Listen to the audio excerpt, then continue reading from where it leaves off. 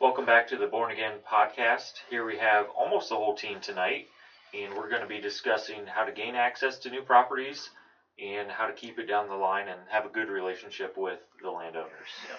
Yeah, so I actually want to start this thing off with a little bit of like an icebreaker, and I want us to all talk about what we would choose.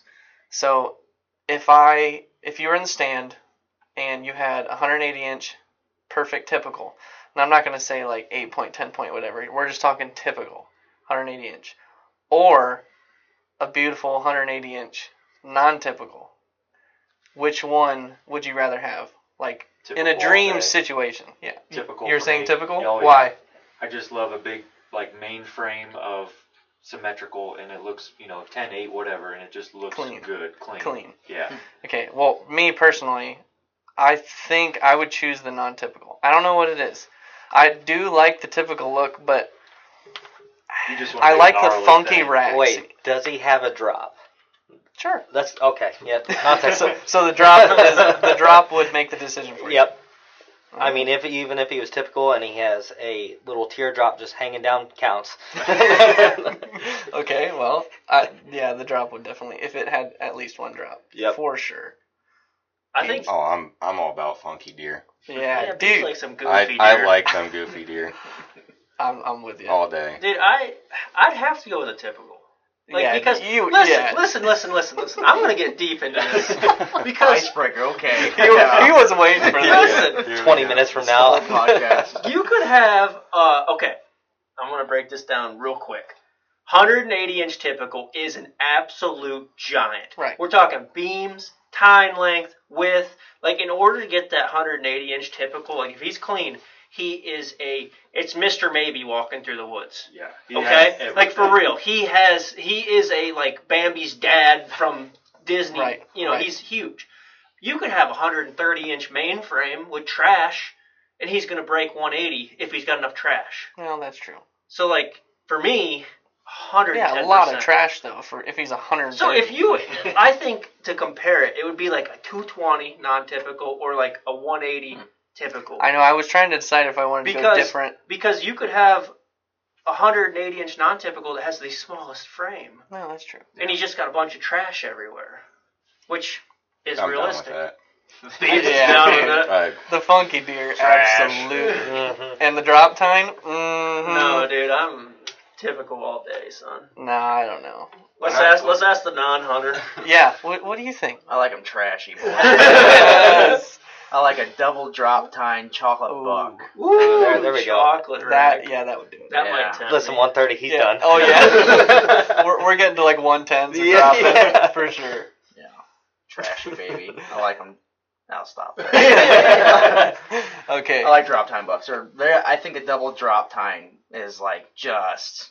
Oh, he doesn't The even have to be a best. drop tine for me. I was Ah. chasing 7-Eleven for 3 years, and I found that new buck that was what I thought was Right. a 9 point, and I was going to shoot him over 7-Eleven. Yeah, you do like those crazy deer, those goofy Well, things. he gets more of them. He sees a lot of them, so he's like, Yeah, see, I've never, other than this year, I've never had the opportunity to chase something not right, typical. right. That's goofy. Well, hey. Okay, so one thing that I really wanted to get into was kind of like your first approach on a property that maybe you've looked at on a map or you've driven by 100 times and you've seen deer there and you're like, I really want to go up and ask and see if there's somebody hunting it or if I can get permission. Like, what starts the process in your head of like what you're going to say to somebody whose house you pull up to? So one thing that I think in my head was there was a property not far from somewhere that I hunt frequently, and just based on driving around there pre-season, during season, not seeing trucks parked there, knowing that the people that live there are like older, I think something that I was working into was I could tell that the farm was kind of beat down. Like you could tell that there's not as much upkeep. It wasn't, yeah. And it was something that I figured I could work into my, being like, hey, is there a hunter here? Or Well, that's not how it would start out. That's what I'm saying. I want to. So I would never start with Right. that. That's what I want to Never. get into. Like, how do you even start?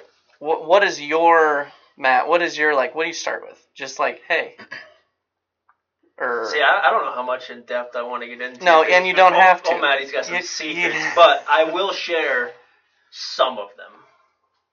So, like, I always like to ask on weekdays. I never like to ask on weekends. Right. Because unless you're going out of state or something like that, then Yeah. you have to. we're gonna stick to like home stuff. But I always like to ask on weekdays because normally weekends people are always doing something, or it's their weekend and they don't want to be bothered. But like on a Monday through Friday, you already went to work. Yeah, you may be tired, but you're like, it's a weekday. Who cares? Now, granted, some people are busy, but you just be proactive and persistent and knock on the door. But what I like to do is see. But there's a whole approach like driving down the driveway. Right. Okay. Well. Okay. Let's start. Let's start from scratch. Let's just start from scratch. I always like to drive a very.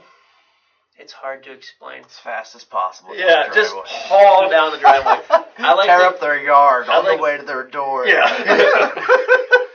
No, don't do that. Don't do that. I'm joking. I like to drive a very let's just say responsible speed for someone's driveway. Now it all matters on how long it is, gravel, etc. Mm-hmm. But don't fly down the driveway. But also I've learned that do not Don't creep. creep either, because then people think that you're up to no good. Right. And they're So there's a fine line that it's hard to explain, but you'll understand once you start asking more. Give us a mile per hour that you would suggest. See, but it's Are hard. we throwing gravel or not? 8.5. No. Yeah, give us an Yeah, exact don't mile throw- per hour I would that say you drive. 6. I'm joking. 5 or yeah. 6 miles an hour, Joke, honestly, yeah. if it's a long Right, driveway. right. Just something where you're not throwing up gravel, like Black said, Making dust. and you're not making dust, but you're also not going 2 miles an hour where Creepy, you're creeping. No not Sunday being driving. Weird. Yeah, don't do that. And then, so here, I'm just going to lay it on the line for everybody at home. And to give everybody kind of a background, I have never been able to hunt a property that was mine, family's, like a giant lease. I have never had that opportunity in life. And I'm thankful for it now, but when I was growing up, I was so mad. I would lose properties, left and right. And it was never because of something that I did, but I would just lose property. So I have asked and knocked on so many doors. And honestly, I knock on probably 50, 60 doors a year. So this is my approach. Now, I'm not claiming that I'm an expert, but this is just what I've learned. So responsible driving speed. Try to drive a nicer vehicle. Also, don't pull up and something beeps. In my Like don't pull up with exhaust just right. Right. Pull up if you gotta borrow your mom's car, borrow your mom's Right. car. Pull up in something that doesn't Decent. scream, and I'm gonna throw this word out here, and I don't mean any disrespect, but does not scream redneck. Because a lot of people think that if it's brown it's down, that redneck mentality. Don't be presentable. So pull up in a nice vehicle, speed limit, and then when you go, and wear something presentable as well. Don't wear a suit. Don't wear your work clothes. Oh yeah. I was going to wear my suit. But wear something that's halfway nice. Don't have any holes in your jeans. How about a tuxedo? Decent shirt. Yeah, please. Black and white. Step Brothers? Yeah. Go to the job interview in a tuxedo. Wait, tuxedo No. shirt? Just a mid tuxedo on it? Now, if the landowner likes the Step Brothers movie, you may You get may- in. that might be your You may in. get in that way. So go knock on the door and be observant as you're walking to the door. This is the most crucial thing. If you see a lot of people have signs and stuff out in front of their house, like Buckeye sign, or if they have just a nice car in their driveway, or a Mustang, Camaro, something. Try your hardest to pick something out that's not related to deer or hunting in general, and let that be your icebreaker. So go to the door, knock a couple times, 3 or 4 times. Don't pound. You sit there and knock 10, 12 Yeah, knocks. just 3 or 4 knocks, and then step off the porch. This is crucial. Step off the porch so you are not eye level with them, because it's a dominance thing. You want them to feel like they're in control. So you step off the porch. They are above you, so they feel like they are of dominance and they're in control. And then I always like to ask, hey, I'm I'll rewind. So I always start with who I am, where I'm from, and where I work. And then hopefully, if I'm lucky, that might tie into something like, oh, I know where that's at, or like, oh, my friend lives over there, or oh, like, I know WG Dairy, like, we used to have cows back in the day. Yep. And then there's your opener. There's your in. There's your talk, like your icebreaker. But if you introduce yourself, they have no clue who you are. I always like to try to throw out, like, I'm here often in the area because of this.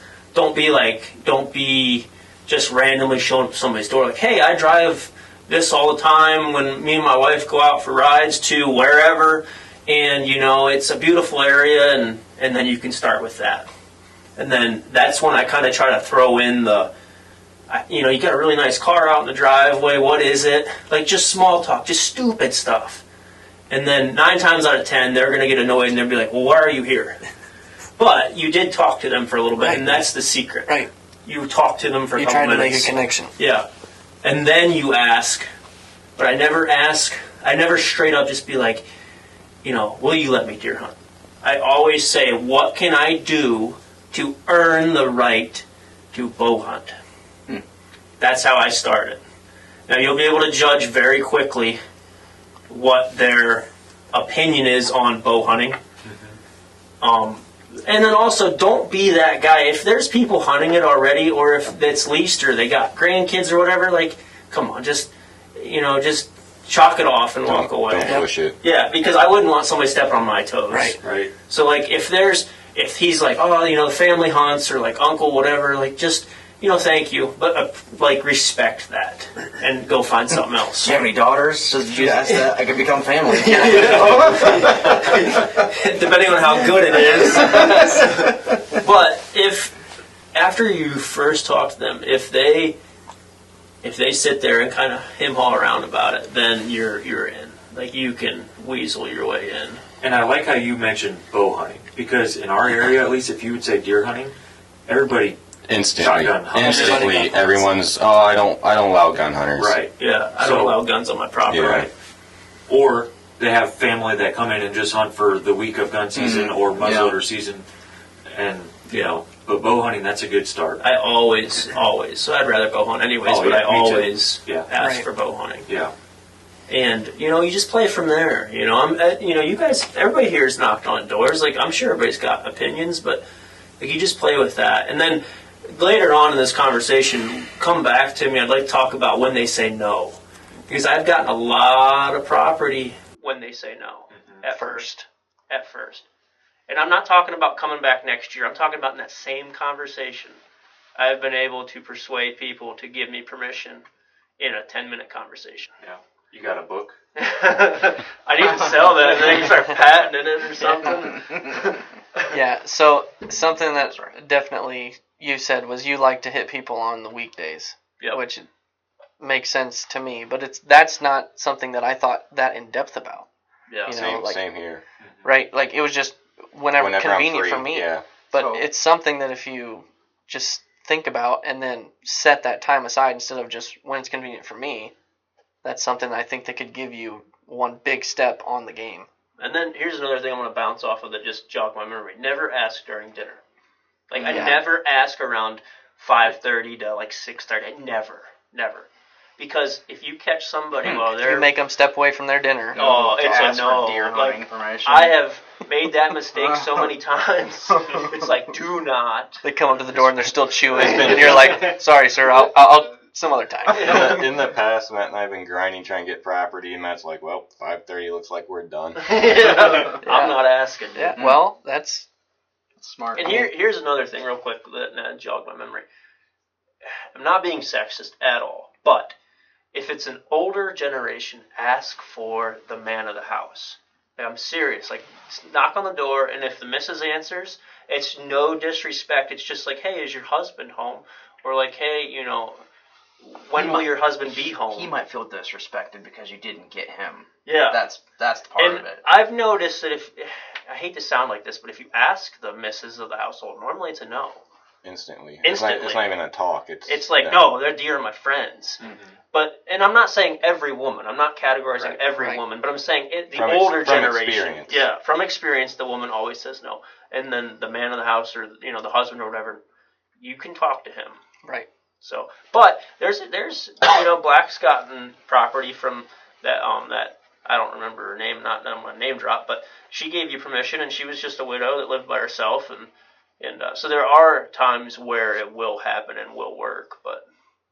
And I got permission one time from a lady, so she lives not too far from here, and she had a chunk of property.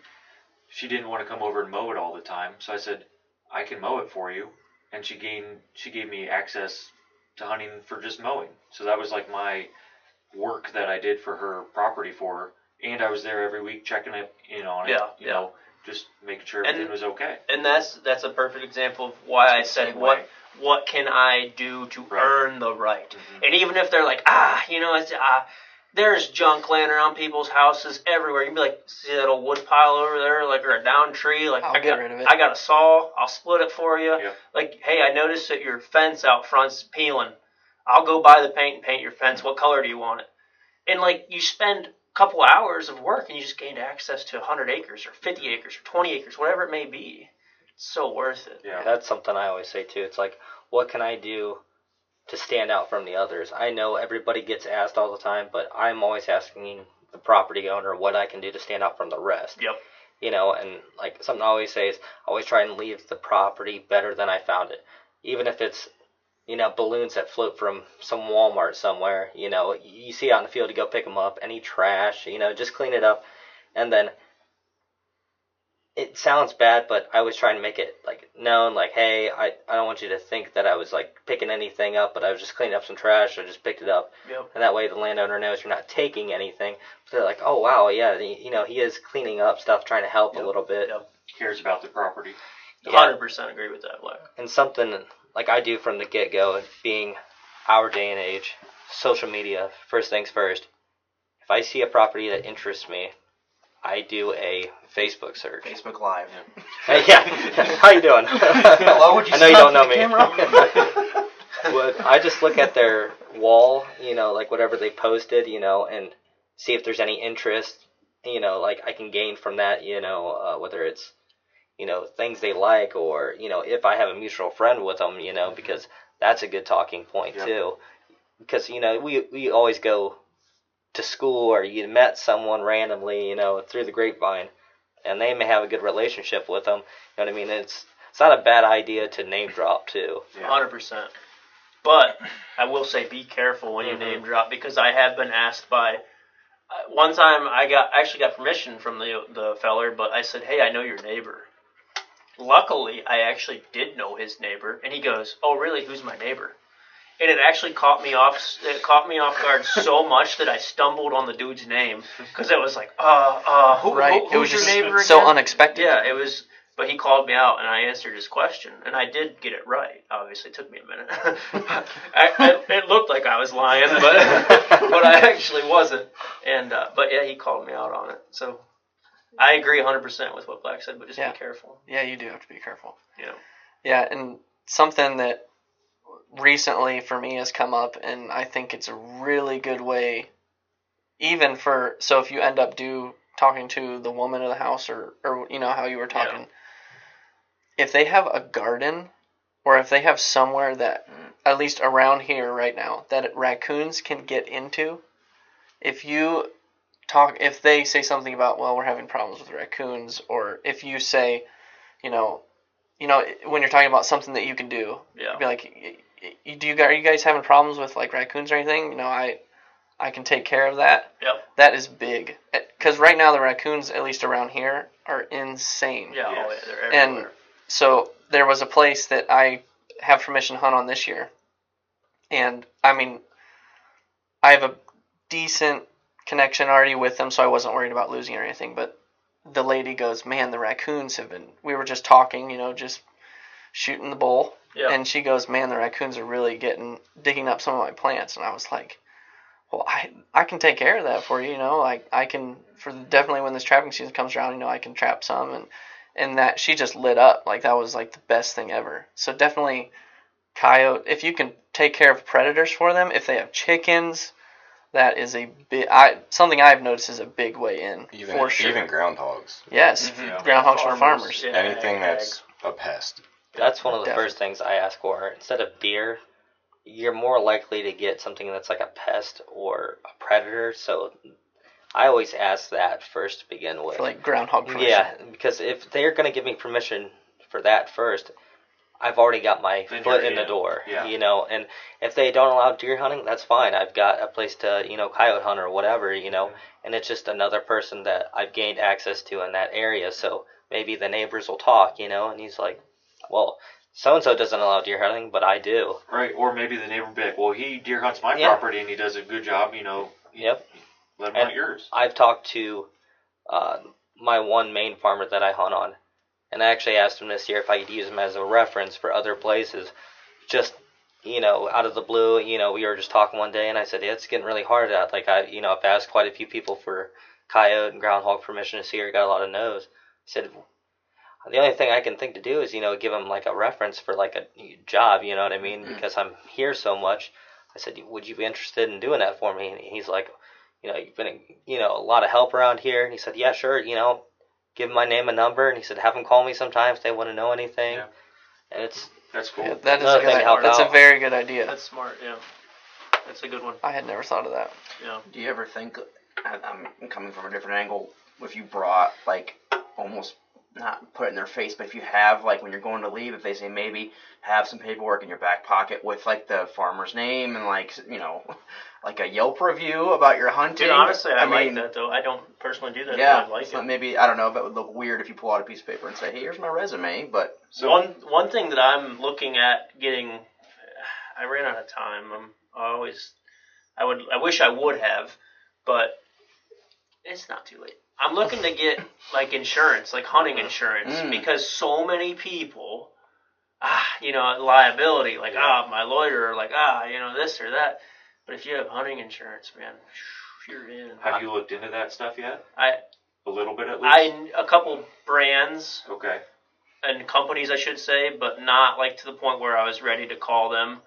But I really should, because I think if you had like a card in your back pocket was like, hey, I have hunting insurance, and then going off of what you said about making yourself step out, being different from the next guy, you actually are paying a monthly premium or whatever it is. Fee, to have hunting insurance that says that you are 100% not liable for anything. Well, nobody else does that. So right then, if they're like, well, I don't want you to get hurt, then it's on me.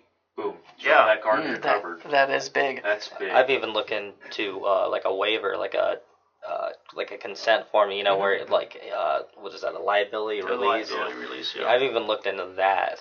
I've actually done that, and I have gotten property that way. Well, on the slips that you can get from the ODNR, Yes, I was just gonna doesn't say it that. say It that does. the It landowner, does, yeah. as Both with sign them it. signing them, that Yeah. I mean, they are no longer liable for something that would it happen does. to you. It does say that, but On I top have of it. noticed that Right. they don't read that. They're just People, like, people don't pay attention. They No, don't read it. It's no. either they're going to sign it or they're not. they're like, oh, I don't want any hunting, and then like at the very top it says like hunting, you know, hunting permission slip, and they're like, no hunting, no hunting. Yeah. And, that's, at the and that's bottom, another thing.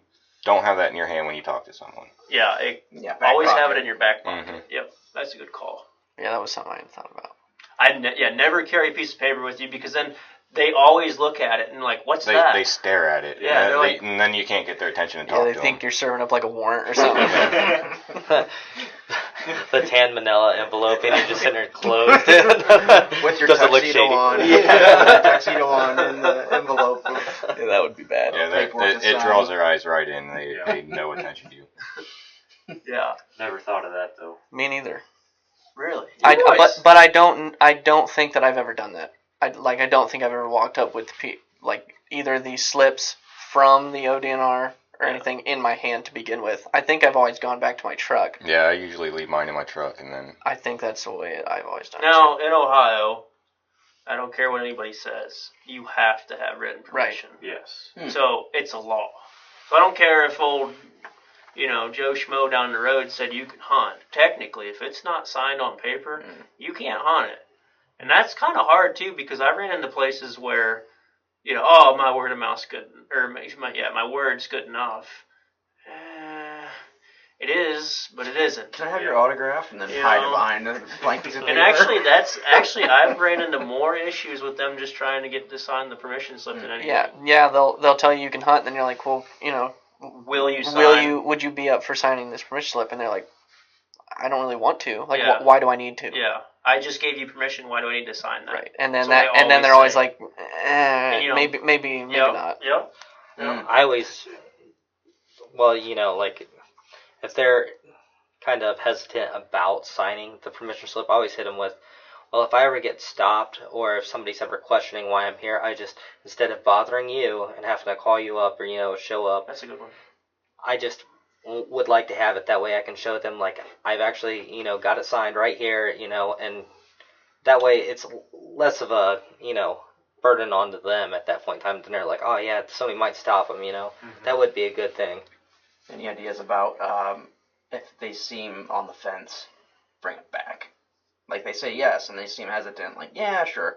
And then you try to follow up immediately with, hey, sign this. Maybe, like, give them some space, let them think about the situation, and come back the next time, like, hey, I forgot to mention this is for legal liability. I'm here to protect you. They've had time to, like, sit on it and, like, but you got to feel that out. And like, actually, I'm cool with that, and as long as you kind of visit them once in a while and just kind of, so they know that you're a good person. And also, I mean, if you have to, if you bring out the permission slip and they're kind of like, I don't really want to sign that, something that I haven't done that I've thought about doing is leave the permission slip with them. Be like, here, if you want, you can have this, read it, know what you're signing, and just, I'll swing back by, another time, and then if if they don't want to, I guess you just leave it at that. I had a thing pop in my head when you said That's that fine. about swinging on by. Farmers will test you. So they will say, hey, come back in 2 weeks. You better show up in 2 weeks. Because if you don't, like, they just write you off. And I promise you, and now we're talking the old generation, old school farmers, they remember that stuff. Yeah. And if they tell you to come back, or if they tell you to park in farm lane A on the left side, you better park in farm lane A on the left side. Even if that means your access is buns to the property, get your foot in the door for the first year, park in that spot. Don't tear up his fields. Like, farmers will test you. Whatever they say, just do it. Like, for real. And that was something that I had That's thought how you about. keep property. Stipulations, like, if somebody says something about their property, like, I want you to park here, or, don't walk through this part of this field, or whatever. You need to listen to that, because that is the fastest way off of a piece of property. And if there's ever alfalfa, do not walk through the middle of the alfalfa field. Yours is a little different. But I'm saying, like, if you don't physically have a good connection, like, relationship with that landowner, do not walk through his crops. Like, walk the outside of the edge of the field. Right. I know it better be your family if you're going to walk through it. I wanted to touch base on another thing that I just thought of, and this is something that I know when we went down to Kentucky, I told you and Josh that last year that don't worry about a no trespassing sign or a no hunting sign. Like, you guys were telling me, we didn't knock on this door because it said no hunting, and then I literally went to that same farm and got permission on the big sign that said no hunting, violators will be shot, or whatever it was. Like, that, don't. Well, to keep you out of trouble, I think what they mean by those signs is people that don't have permission. I think you get down to people that are trespassing and hunting. Yeah, I think the rural areas, you have guys that don't care. They just go from property to property, and that sign means something, and maybe in their head, and it probably does. Legally, they can actually nail them in, legally. Yeah. Now, if you go and ask for permission, that doesn't apply to you from my mindset. And if the landowner says, like, hey, can't you read? Like, then obviously you know that this guy is not going to give you permission. Just say, hey, I didn't see the sign, I'm sorry. Or if he's like, hey, I got problem with trespassers. And, well, I'm obviously not trespassing. I'm asking you for permission. And normally when you say that, it kind of humbles people. Yeah. So just be honest. But I never pay attention to those signs. Like, ever. I do. No. If it says no hunting or no trespassing, I just keep on driving. Now, if it's just like a plain old, like, no trespassing or no hunting, like the cheap Walmart ones, that's different. But when it says violators will be shot, Dude, I pulled right into that old boy's place. I know the place you're talking about. Matt was like, "Did you guys stop at that place? Did you guys drive by that?" And I was like, "Yeah, I drove by it. You would be correct." And he's like, "Well, I got permission." I'm like, "Okay, but I didn't. I'm not pulling in there." I remember. Most of those guys are good people. You know, most of those people are good people. Just dealing with trouble. Yeah, they just Yeah, don't, I think that's up. they just don't want riffraff. Yeah, they just don't want riffraff. Yes. They've had issues in the past. That's why those signs are up there, most likely. I mean, you knocking just proved that you're not riffraff. Because if I wanted to go in there and hunt, I wouldn't be at your doorstep. If I wanted to do it illegal. So. And I think that's a big thing, especially with down there in Kentucky, because I feel like people down there, it's a little different. They see woods, they just want to walk into it. Oh yes. So I think that's why they put it up, especially down there. Hundreds of acres that are just open, and this probably is public land, and then no, They just don't care. Whatever makes them sleep at night. You'd be surprised on how many people we asked. They're like, "Oh, thank you so much for asking." Yes, you can hunt. You're the first one to ever ask. Even I went to a big farm last year, and how big? Like 600-700 acres. Yeah. Like the big one with the airport strip. Yeah. Yeah. So I went up there and I knocked. They had one of those Ring doorbells. It's I almost didn't even get 2 knocks down, and somebody opened the door, and I was like, "Oh, that's a little weird." They watched you walk up the driveway. After we talked for a while, they were like, he did say no, but he was like, "You don't understand.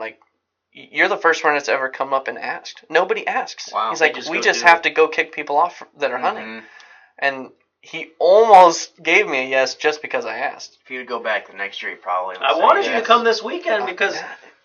I know. Oh, we're talking about Kentucky? It's not local? Yeah, this is in Kentucky. Oh, okay. See, and that's the thing. It's amazing how different it is from state to state. People down there are so much more polite than Seriously.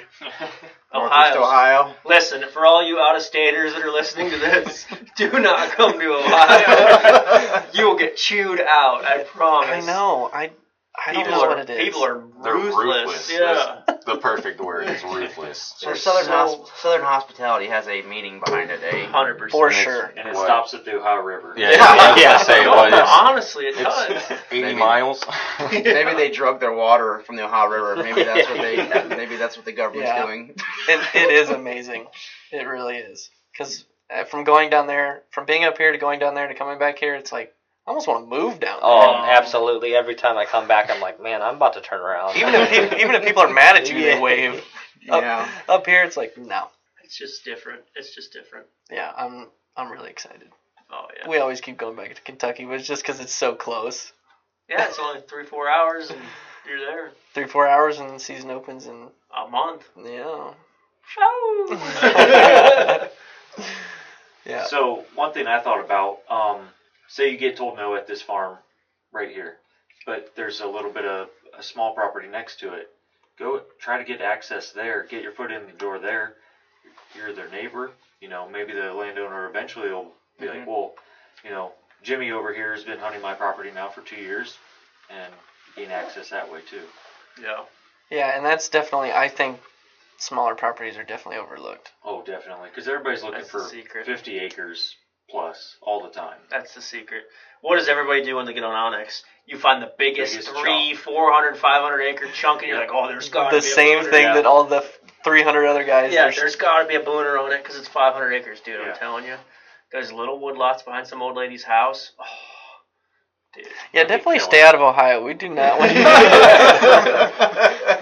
I'm telling you, those little 20 acre or less spots are secret. Talk about Onyx, Matt, and how you can utilize that in the names with the tax, the tax code or whatever. So before Onyx, I kind of want to do a quick story. Yeah. Before Onyx, my old man taught me everything I know about getting permission. I was there. I witnessed most of this. He grew up in the fur boom, so he grew up when fur prices were outrageous. You could pay for a truck with a season's worth of fur. So everybody was asking everybody to trap. So he figured out some things, and he taught me everything I know, and then I took it and ran with it. But what I was getting at is we used to have plat books. My old man used to have a plat book, which is basically a book that is by county, and you can turn to whatever section of the county you want, and it has everybody's. It's an auditor book basically. It tells, but it was a lot harder back then. You know how to read a map because you had to be able to read a map. But Onyx has made it so much. First of all, I wanted to say if anybody listening to this podcast doesn't have some kind of what's the other? That's Onyx, and then what's the other one? Huntwise, Hunt app or something like that. And then that Spartan Forge. Spartan Forge. If you do not have one of those, listen, you are missing out so badly. Oh, it is so worth $100 a year, a month. Listen, like if it was $100 a month, honestly, it'd probably be worth it. It asks for you. You just send them a message, and they send a hologram person to go ask permission. Only get it for the 4. But yeah, I mean, we all can touch base on this. Just Onyx is so easy to just look up who pays the taxes on the property, and then there's no guesswork on who owns what. You go to the door, you can have their name. Yeah. And, that's an advantage, right? And honestly, that's an advantage. I've done that before where you name drop, and they're like, how'd you know who, because they don't know who I am. And I'm like, well, I went above and beyond and looked at this. And then they're like, oh, it's another stepping stone into the conversation of asking is you put in some work. I pay $100 a year for this app that basically shows me boundary lines and blah blah blah. And yeah, I've actually gotten permission using Onyx before because they're like, oh, everybody always gets confused on the property lines and blah blah blah, and I don't want to walk back there, and I'm just like, hey, look, and I pull out my phone. Right, does that look right? I'm like, this is your property. I've done that before, and they're like, wait, I own that? No joke. That is true. That's a good part. Use technology. It helps. Have you found that it weirds people out that their name and number? I mean, not on. No, their number's not on there. Right. It's just address and name. There was an app at one point in time where it had their phone number though. Yeah, I forget what it was, but you find out and you let me know. Trust me, I wish start leaving messages. Hey, I'll be stopping by in a little bit. Absolute no. Yeah. Hey, that was me in the voice message. Just dropping by. Shut the door. But have you found that to be a disadvantage that that it has their information? I personally have never. Maybe somebody else can touch base on. I don't think I've knocked on enough doors for them to get creeped out. Yeah. I don't ever say their first name off the app though. I always use the last name. Yeah, Mr. Miss, whatever. Yeah. 100%. A lot of people have mailboxes with their name on it, so it's not that, people put their names on their mailboxes in their houses, so in a nice rock or something. Yeah. It's a little different nowadays, so you know what I mean? Like every technology and Facebook and like everybody knows True, Facebook, where you live and when your birthday is. Thanks, government. We appreciate it. For all the feds listening right now. Yeah, because they're listening to this podcast. They probably are. But no, I've never had any issues with it. No. Yeah, I don't think I've ever heard of anybody having a problem, but. I mean, you could see that one guy being like, how'd you know my name? Guy, yeah. How do you know how much land I have? Yeah. So I would say if it's a gamble, it's a 90-10. I would say if it's a gamble from your experience. Wouldn't you say? Oh, worse. Maybe 95. Listen, no, I'm saying in the good. Like if you use their name and stuff. That's what I'm saying. It's a better percentage. Yeah. They're gonna take it okay. They're not gonna get upset about it. Yeah, you're right. That's what I'm trying to say. Okay, so. Enough with the serious talk. Let's jump into like some stories, some horror stories, some good stories, whatever. But I believe at least one of you have had at least one good story. Not personally, I don't think I've had any good ones, but any from Kentucky or here? Yeah, Matt and I actually have one.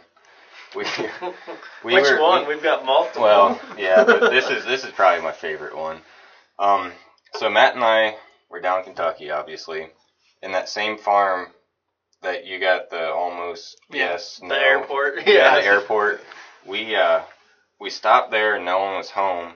So Matt and I are like, well, let's just go talk to the neighbor because she was basically living on their farm. It was. The house was the house was part of the farm. Yeah. So we walk up, knock on like her side door, and she starts talking to her cat saying that someone's here. And like full-blown conversation. Yeah, she was... Mr. Whiskers, somebody's at our front door! She was quite a bit older lady, too. Senile. So she walks out in just like a nightgown. And Listen, there was no imagining anything. Let's just put it that way. It was pretty bad. It was. So Gallon's a lenient word, huh? she like walks out. Matt and I are at the side door. She comes out the back sliding door, and she's like looking around, going, "Hello, hello." I forgot about that. She was. Hello. And Matt's like peeks his head around the corner. He's like, hi. And like he walks out. He's like, stay here a second. I want to freak her out.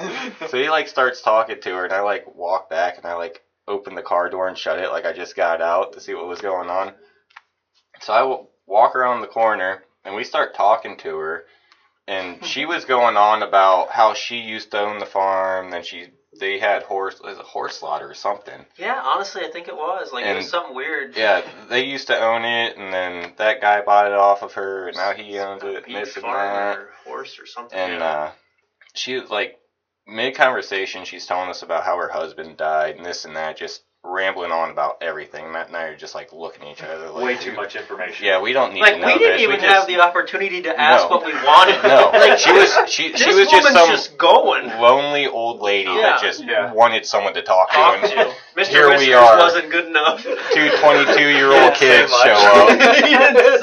Mr. Whiskers got thrown on the back burner. She starts talking about all this and then just instantly stops and looks at Matt. I mean, we're out of state. She looks at him and goes, "You look so familiar. Listen, how do I know you?" Listen, and I lost it. I just like turned around real quick and I'm just standing there trying not to die. This woman is in dead conversation.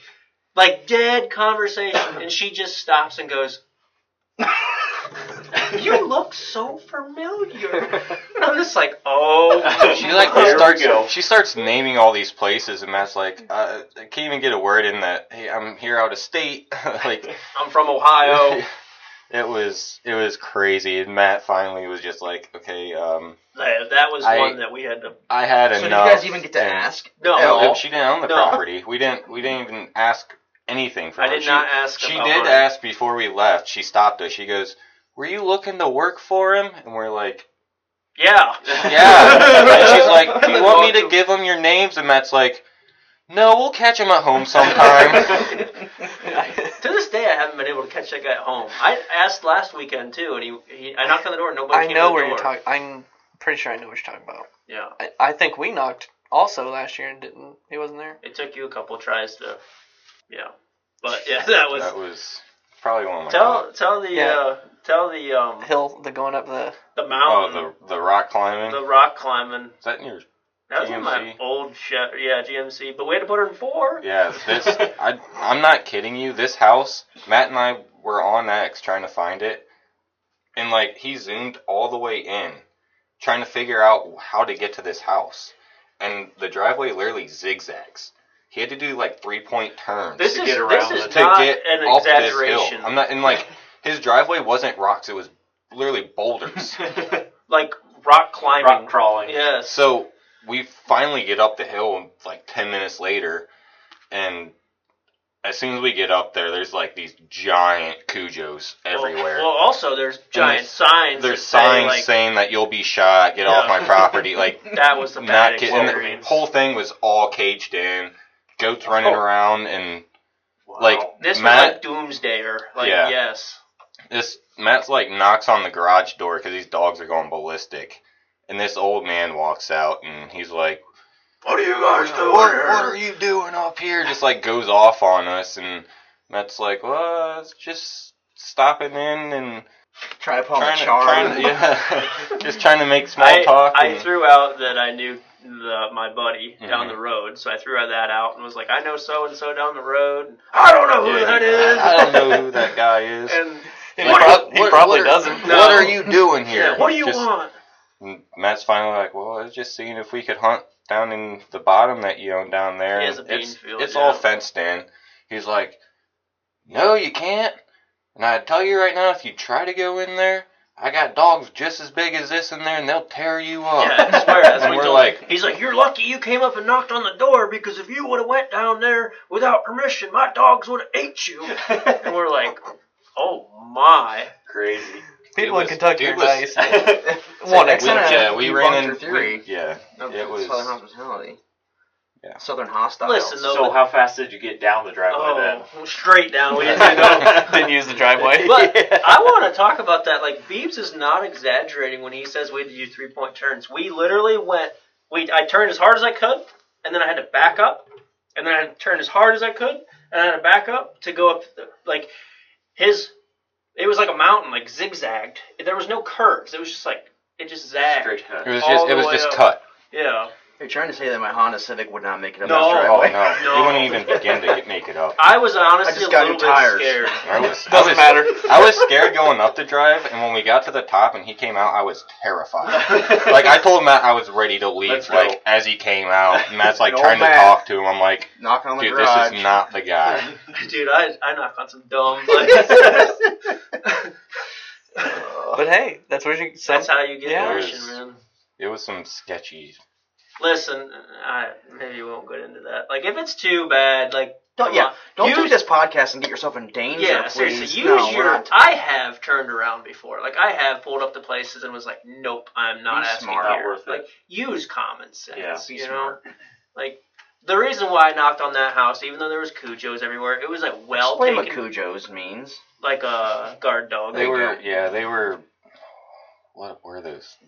like the The big white, Yeah. the big white ones. Like a Doberman. Nubians or something like that? I don't know. My No, dog Nubian's breeds. a goat. Yeah.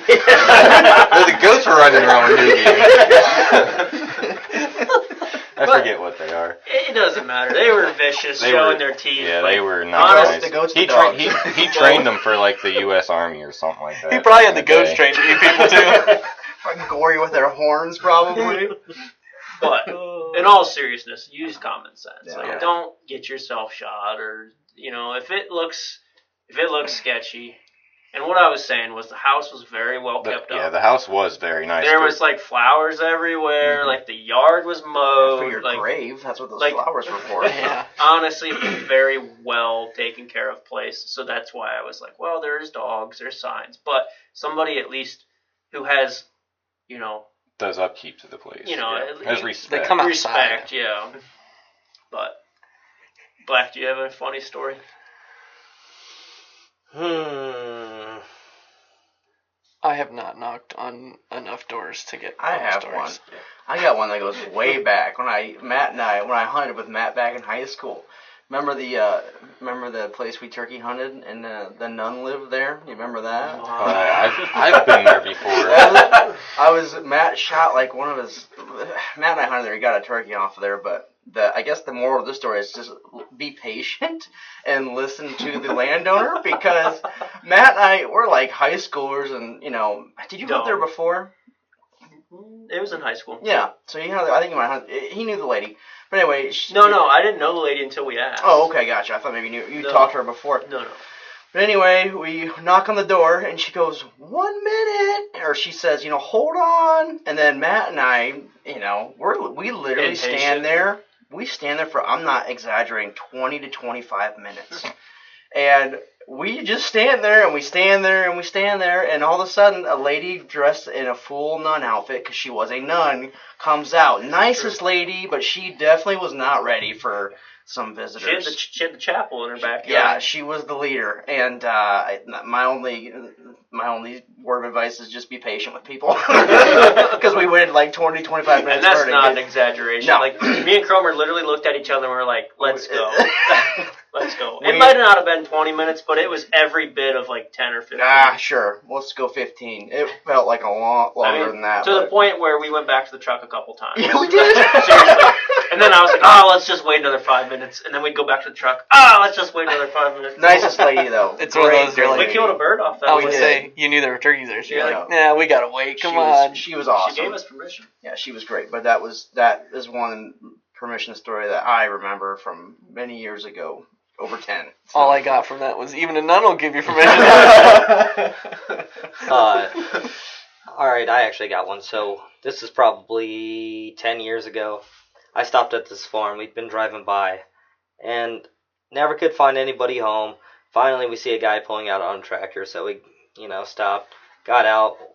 I I walked up, said hi, he shot off a tractor. He was just a little old man. He was probably, I think he said he was 87 or something. I mean, he was old. He was driving a tractor, so I was impressed. Senile. Yeah. So he climbs down. He instantly says hi and then starts talking to us, asking us where we went to church and all that stuff, and tells us that he used to be a reverend. And I kid you not, I didn't say a word for 6 hours straight. 6 hours. This man talked, preached. There's no way. I'm not kidding. It got to the point where I had to sit down on the ground. My legs were getting shaky. I was so dizzy and dehydrated because I didn't want to be rude and go back and like get something to drink. So I sit on the ground. And he just keeps talking. It gets to the point because we stopped there at noon. Like we got to say a few more words and stuff. By the time it was all said and done, it was almost 8 hours spent there. It started getting dark. Oh my gosh. Like, it was on the edge of the If dark. I didn't know you, I would call you out right now. Listen, Black doesn't bull crap, so this is true. So I sat there, and I'm just, like, looking Did at you see my a uncle. 200-inch deer on his property? Is that why you sat there for 8 hours? It looked decent, and I knew Amish actually had permission to hunt it, too, but so I knew he gave permission, but I'm like, man, What it's you got better to be sit worth it. through? Yeah. So we got done, and then finally at the end of it, because, we didn't really get to say much. He just preached to us, majority of the time. And at the very end of it, we walk away. He said, thank him. We grab a permission slip. He signs it. And then I look at, it was actually with my uncle that we got permission. I looked at him. I said, did you ask or did I ask? Like, when did he give us permission? He goes, I don't know, but he signed the permission slip. And I was like, well, that's cool. I said, hopefully we never have to go back and talk to him again. I said, I don't know if I have a full day to just talk my day away. I mean, nice guy, but it was unbelievable. I've never spent so long talking to somebody. Crazy. That's insane. crazy. If it got to 2 hours, I'd leave. It's not worth it. Half an hour, I would have turned around and walked away. I got dizzy. My legs were quivering. I was standing so long. I probably would like, have texted somebody and been like, hey, Come emergency save me. call right now. Share my location. Tell me you're in the hospital right now. Call me. I'll put you on speakerphone. Some dedication, man. Yeah, well, you got the spot. If you hadn't got the spot, I would have been sad for you. Oh, yeah. But Obviously, if you're going up and talking to someone, you have looked at the property on a map, most of the time. Or you drove by it and Right. you know where deer are. And Right. It's got ag or whatever. Buddy seen a deer down the road, whatever. You know the general area. First thing I always do is I ask them, where do I park? We touched base on this, but it's crucial. Like, where do you want me parking? And then I always like try to, if I wanted to hunt this side of the farm, where do I park? And if I want to hunt this side of the farm, where do I park? And then, if he gives you permission, you're golden. Just respect his. I always ask, do you have any requests or boundaries or like what, is there anything I can do? And then whatever the landowner tells you, just obey. Just listen to whatever he says or she, and you're golden, man. Don't mess it up. That's all I gotta say. do you ever push to like ask them to go with you to like show the property No, around? I never do. Okay, not to bond with them or something. I like always that? tell them that I have Onyx and they don't need this. Gotcha. Onyx is probably first thing Yeah. to look at, and then from there, I've had properties before where you're not allowed to put cameras out. Mm-hmm. So if cameras are allowed, get cameras out. Try to pinpoint deer, maybe mineral. Mineral site. Minerals, Yeah. Bouncing off of what you Walking. said about cameras, I want to touch base on this. I always, you're right, you're all right. I always ask. Sorry. I was going to say, do you ask if you No. can put cameras out, or No. you just do it and I always see ask if they say anything? if I can. First of all, I ask them if they want me to text them every time I show up. Like, I always do that because it just builds a relationship, and then it shows that you're responsible. Sorry, I just hit your mic. It shows that you're responsible because if you ask them, hey, do you want me to let you know every time I'm coming? And if they say, yeah, just shoot me a text. After you text them 30 times, I promise you they're going to be like, hey, You don't have to let me know. you don't have to let me know anymore. But it shows that you are a responsible Right. person. So I do that every time. So then I'll get their number, I text them, whatever, and I'll just be like, hey, Mr. So-and-so, I'm going to come out and scout. I'm going to do a walking around, see if I can find some deer. And they're always like, yeah, come on out. And that's when I put the cameras out. And then if they're like, hey, no cameras, that's when I backtrack and was like, hey, I'm sorry, I just threw that under the scouting category. If you want me to take them down, it's no problem. It's not like that I beat around the bush and I lie to them, but I don't blatantly ask, can I put trail You don't cameras specifically out? be like, yeah. Because a lot of times if they have an issue with it, they'll be like, no. But half the time they don't even know they're out there. So just sometimes if they don't know about it, it's better, in my opinion. Right. But you're not doing it in a blatantly like... You're not lying to them. Right. You're telling them, hey, I want to go scout. I'm going to try to find deer. I always say that. I'm going to go look around, see if I can find some deer. And they're always like, oh, yeah, go have fun, you know. Yeah. And then, but me finding deer is putting out cameras. To tell me where the deer are. I'm not lying to them. That's part of it for everybody anymore. Yeah. Cameras are, who doesn't have a trail camera out? Yeah. You know? True that. Well, do you want to go back into, if you get a no? I mean, do you want to just... I can. Let's hit it. Just because I remember now, so... I may not remember in another 5 minutes. So the biggest thing is everything's situational. Like anything in hunting, everything's situational. Everybody wants that, like, you know, perfect answer, but there is none. But feel the landowner out. If the landowner is on the fence and they say no, that's when you ask. But if they're blatantly obvious, like, be respectful. Like, use your common sense. But this is what I do. So the first thing is when they say no, do not act frustrated. Do not act like pouty. Do not be like, okay, thank you, see ya, walk out. Continue to talk to them is the first step. So get on your knees and beg. Yeah. Please shed a tear and do what you have to. I mean, if there's a $200 on it all day, all day I'll cry. Just pull out the wallet. And just But $100 bills. I mean, honestly, I was gonna bring that up. Like, if you do work hard for your money and you are fortunate enough to have a little extra cash, like sometimes offering a couple $100 isn't the worst thing. Now, I don't encourage that right off the bat, but like if you do work hard for your money and you got some extra jingle, I do not disrespect anybody. How do you work that into a conversation? Well, let's talk about this and then I'll I'll jump onto that. So when they say no, the first step, like I said, is continue to talk to them about whatever, you know. And then ask why they say no. And then see what they say. And how I word it is, in all due respect, I would like to know why you do not allow hunting. And what I say is, I put it on myself. I say, I want to better present myself to the next person. Mm-hmm. What do I need to do better to ask permission next time? So it's not like you're throwing them under the bus and you're like, why don't you allow hunting, you know? It's just saying, what can I do better to present myself?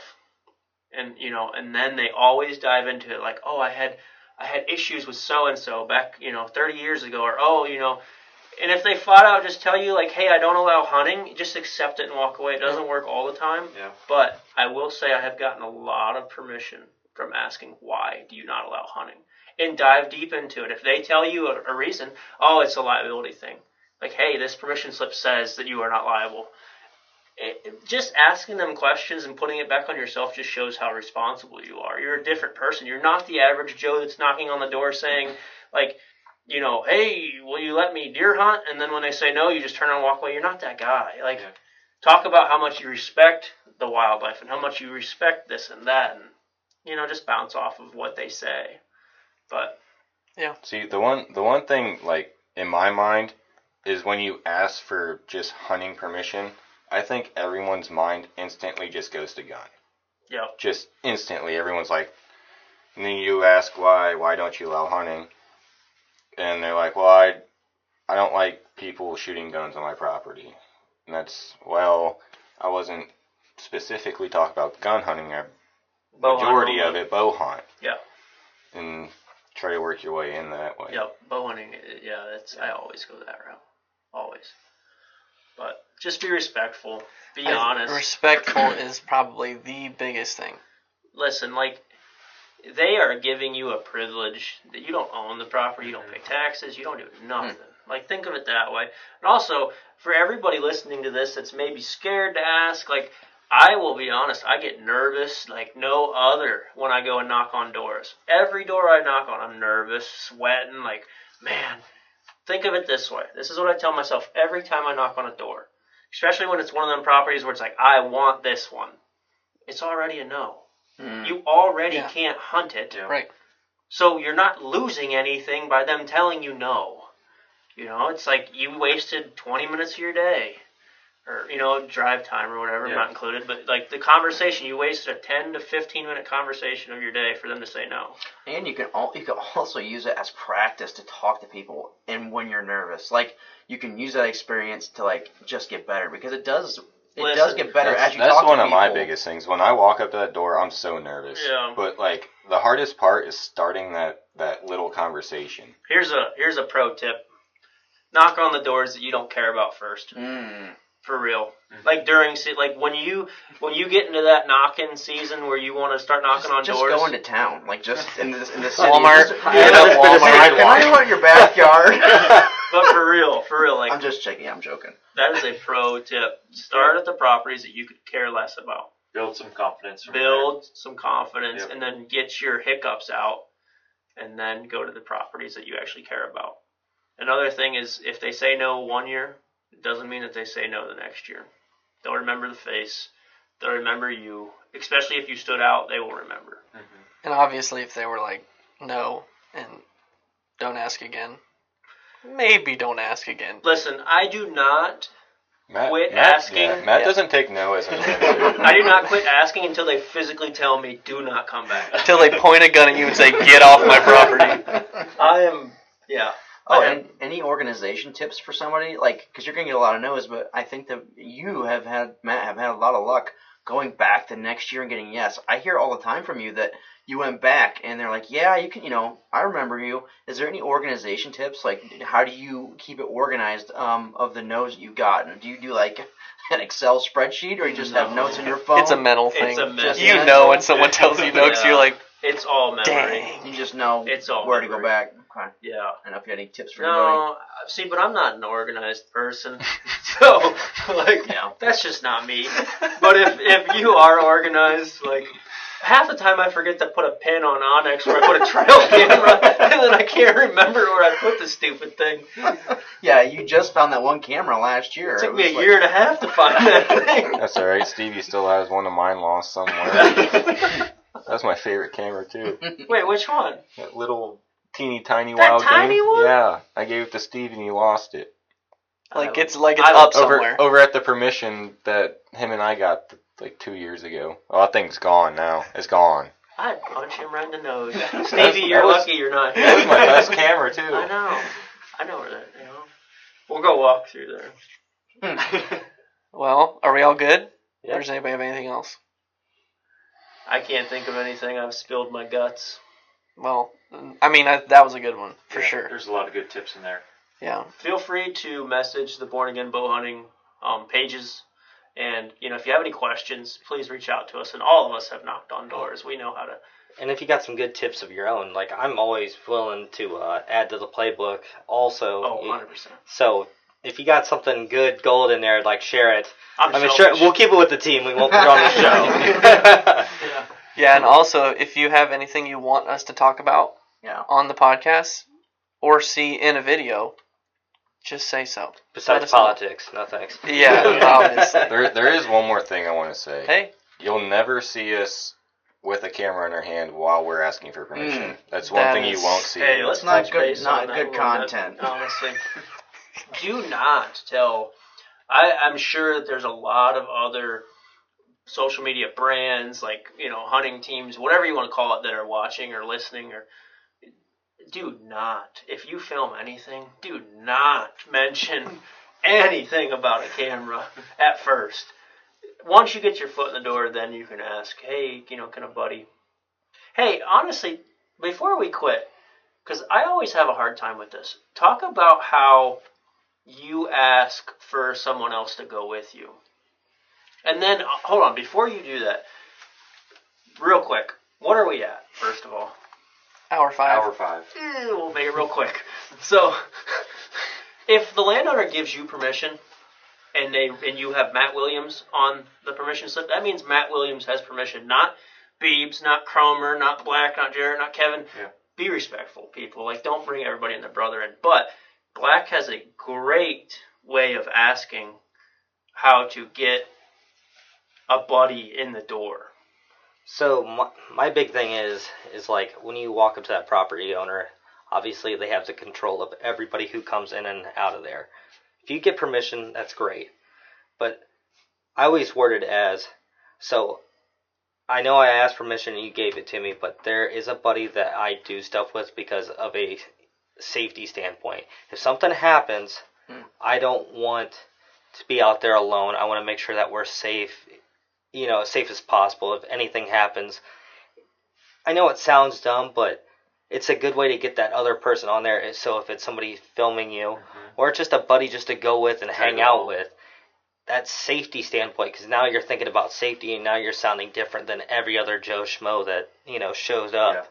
And because usually, some hunters have made a bad name for themselves. So when they show up, they're like, oh, I got permission. So me and my 20 other buddies do. But now you're initially like establishing that other person being there for that safety standpoint.